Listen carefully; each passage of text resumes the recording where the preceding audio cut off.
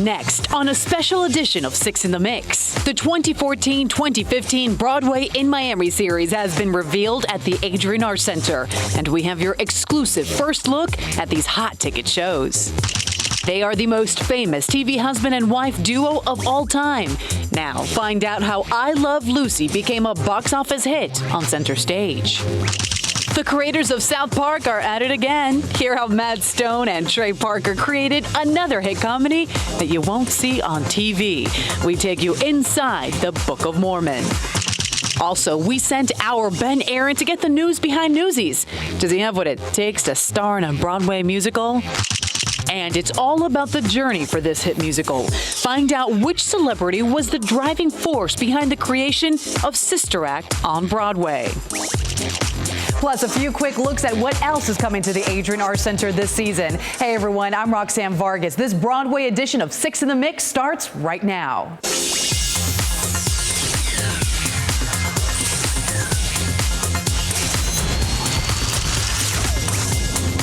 Another exciting theater lineup is coming to South Florida. We kick things off with what you will experience when you go check out a performance at the Adrian Art Center. With 500 performances each year, the Adrian Art Center has become South Florida's preferred performing arts center. And you can bet there is something for everyone. We have a wide range of performances because we really want to make sure that the diversity of the artists on our stage will reflect the rich diversity of Miami. The Art Center is most notably known for their Broadway in Miami series, where they bring the best of Broadway to South Florida for all of us to enjoy. We've been presenting Broadway shows here in the Ziff Ballet Opera House, and that's all made possible by the generous support of Miami. The Adrian Art Center is one of the largest performing arts centers in the U.S. and is not only becoming a fan favorite for big Broadway performances, but with the performers as well. Artists love coming and playing here in Miami because it's such a beautiful theater,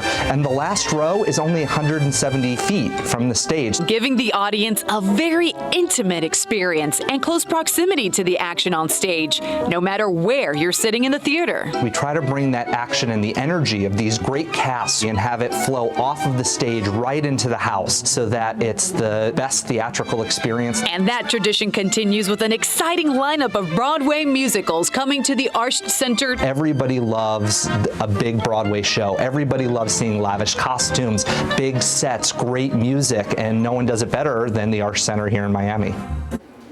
Well, our first musical offers the best of both worlds, fantastic performances and a lot of laughs. From the creators of The Sound of Music comes another treasured fairy tale by legendary playwrights Rodgers and Hammerstein. Take a look at how Cinderella the musical was born for Broadway. It was really fun when they approached me to do this, because I thought I knew the story of Cinderella, and then when I started to do research, I read the original French version and was knocked out by how contemporary it felt. That's Douglas Carter Bean, who waved his magic wand over the world's most classic fairy tale and gave it the ultimate modern-day makeover. His retelling of this magical and romantic story is brought to life, revealing several new twists. I found that one of her sisters turned out to be kind of nice to her. And one of her sisters actually had a beau, as they say in the French, a beau, a boyfriend, and that was fascinating to do. So you know the basics. Cinderella lives with her wicked, self-absorbed stepmother and two stepsisters. A handsome prince across town is planning an evening ball with hopes of finding his future bride. She sees the prince a couple of times and provokes him. She gets his mind going, and he is in love with her mind, is fascinated to know who she is, in addition to her beauty. So that I loved. The last line of the French version is, "Beauty in a woman is a wonderful thing, but it is not half as wonderful as kindness." It may surprise you to find out that Doug wasn't totally convinced bringing Cinderella to Broadway was the right move. It had never been done on Broadway. It was done on television. It was a huge success, and it was their goal to bring it to Broadway, but Oscar Hammerstein died, so they never got around to it. So I'm sorry it took so long, but you know, I had to be born and grow up to be able to write it, and now it's on Broadway.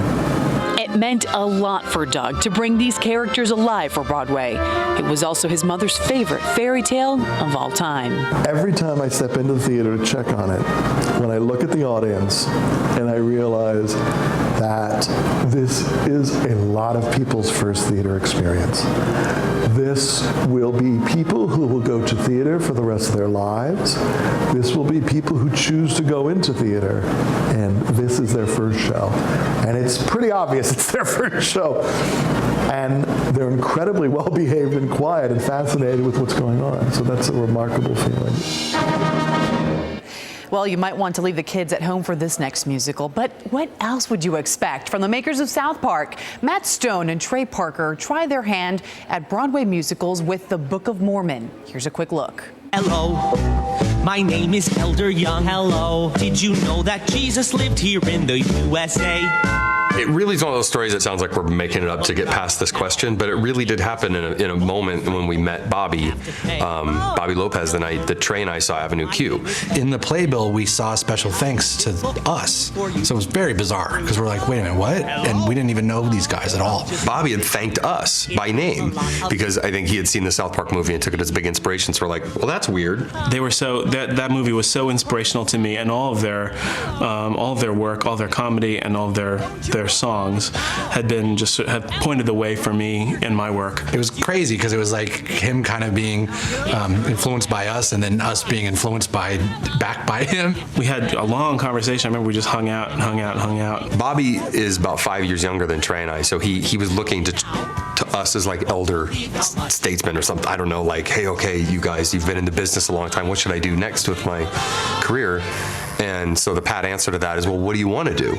And he said, I want to do something about Joseph Smith or the Mormons. And we're like, what? Wait a second. No one likes that except for us. When I said Joseph Smith, they were like, we've wanted to do that too. And basically I said, if you guys want to do that, that's fine. I'll let you have it because I'd love to see what you do more than what I would do. And they said, no, let's do it together. That coincidence of Mormons and a musical, like not just being into Mormons, but specifically thinking about a musical about Joseph Smith or about Mormons, it was in that moment that we almost had to follow up and at least see if there was more there. I think what people don't know about the traditional musical, it's not just cheesy singing and characters breaking into song. It's this machine that's designed to bring you down and raise you up and to give you a positive, uplifting experience. That's what romantic comedies are all about. That's what stories are designed to do. And for this musical, it's about faith. It's about religious feeling. And I think we show a character that loses his faith, and we give his faith back to him in a better way at the end. And I hope that the experience of the audience mirrors that,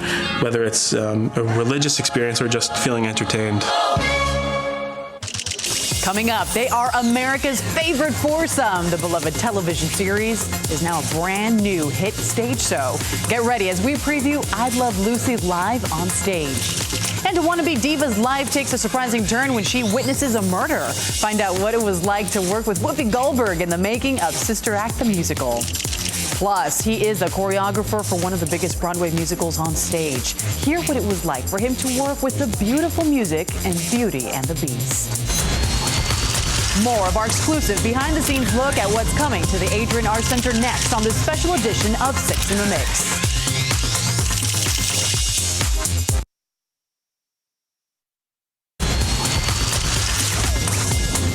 So in I Love Lucy Live, you get to see one of the episodes where Lucy actually tricks Desi into performing at the Tropicana nightclub. So you've got Desi and you've got the great Tropicana Orchestra, and then you've got Lucy making an appearance, and sort of hamming it up and trying to be a diva, and of course failing spectacularly as only Lucy can.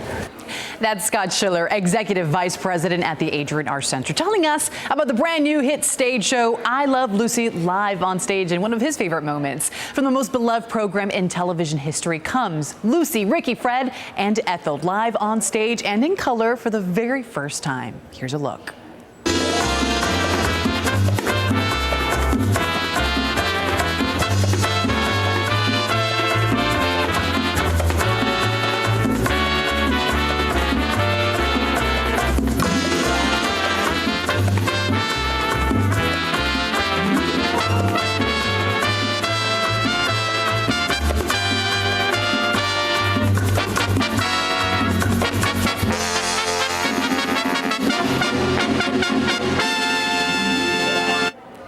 music, right? Well, Sister Act, it tells the story of a wannabe disco diva whose life takes a surprising twist when she witnesses a murder. Scared for her life and safety, the cops hide her in a place where no one would think to look, a convent.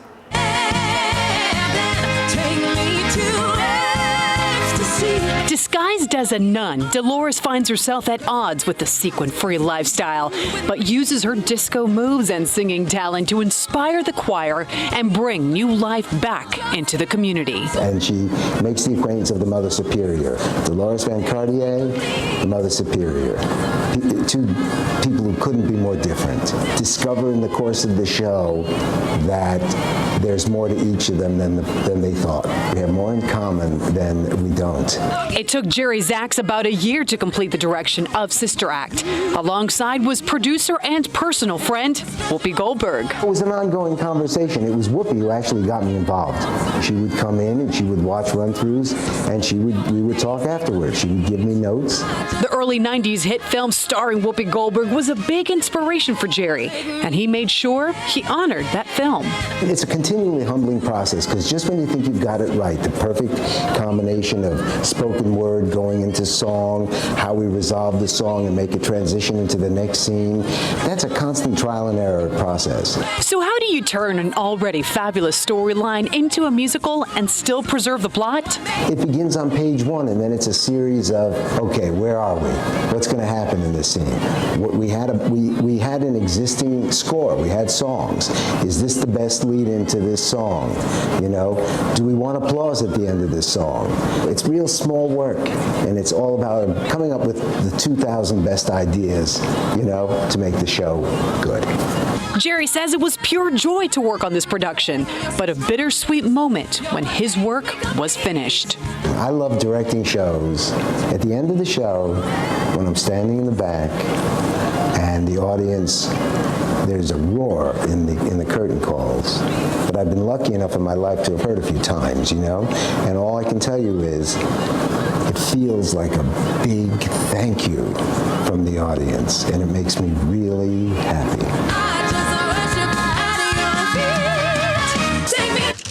Coming up, our Ben Aaron shows us his dance moves for the Newsies musical. Does he have what it takes to be the next star?